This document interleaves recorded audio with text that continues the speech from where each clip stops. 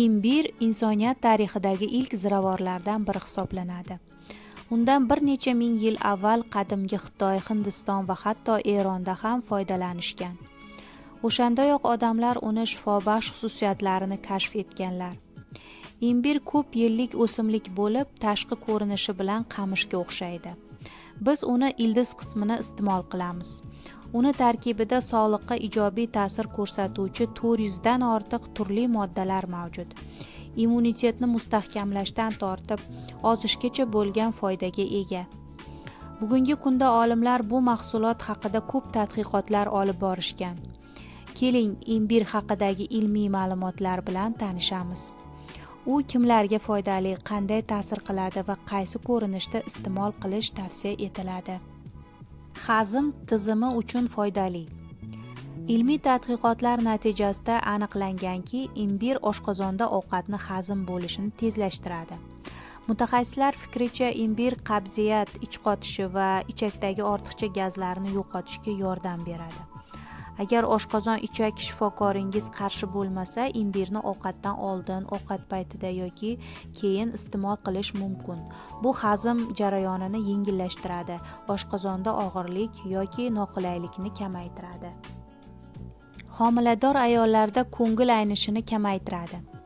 Ba'zi tadqiqotlar imbir homiladorlik davridagi ko'ngil aynishini yengillashtirishini tasdiqlagan.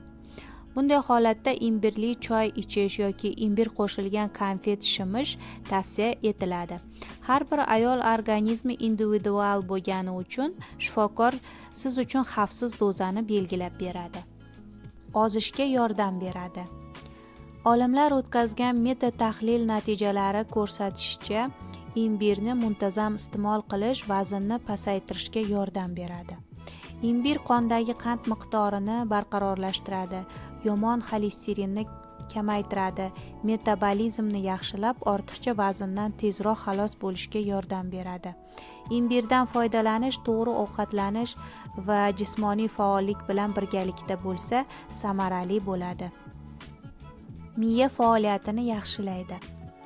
Tadqiqotlarda imbir iste'moli xotira va reaksiya tezligini yaxshilagani aniqlangan.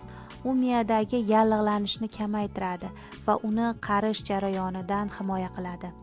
Olimlar bu holat Alsgeymer kasalligini xavfini kamaytirishi mumkinligini taxmin qilishgan. Hayz davridagi og'riqni yengillashtiradi. Imbir ildizi ayollarda hayz og'riqlarini yengillashtirishda dorilar kabi samarali bo'lishi isbotlangan.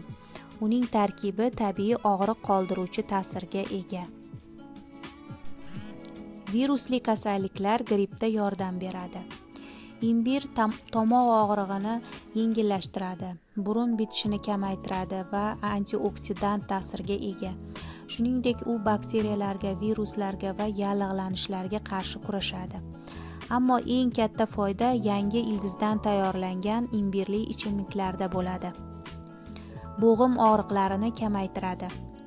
Imbirni doimiy qabul qilgan odamlarda bo'g'im og'riqlari kamaygan va harakat yengillashgan bo'ladi. U asosiy davolash usulini to'ldiruvchi vosita bo'lib xizmat qiladi, lekin uni o'rnini bosmaydi. Imbir qon quyilishida muammosi bor odamlarga tavsiya etilmaydi, chunki u qon suyultirishi mumkin. Jarrohlik amaliyoti oldidan ham uni qabul qilish tavsiya etilmaydi. Shuningdek, yurak va hazm tizimi kasalliklari bo'lgan odamlar shifokor bilan maslahatlashib iste'mol qilishlari shart. Imbirni qanday iste'mol qilish mumkin? Imbirni barra holda yoki quritilgan parashok holida sotib olish mumkin. Uni choyga qo'shib 10 daqiqa damlab ichish mumkin. Shuningdek, salat, go'sht marinadi va sho'rvalarga qo'shish mumkin bo'ladi. Marinadlangan imbir ham foydali bo'lib, rollar, dengiz mahsulotlari yoki go'sht bilan yaxshi uyg'unlashadi. Agar shifokor qarshi bo'lmasa, imbirni kundalik ovqatlanish ratsioningizga qo'shing.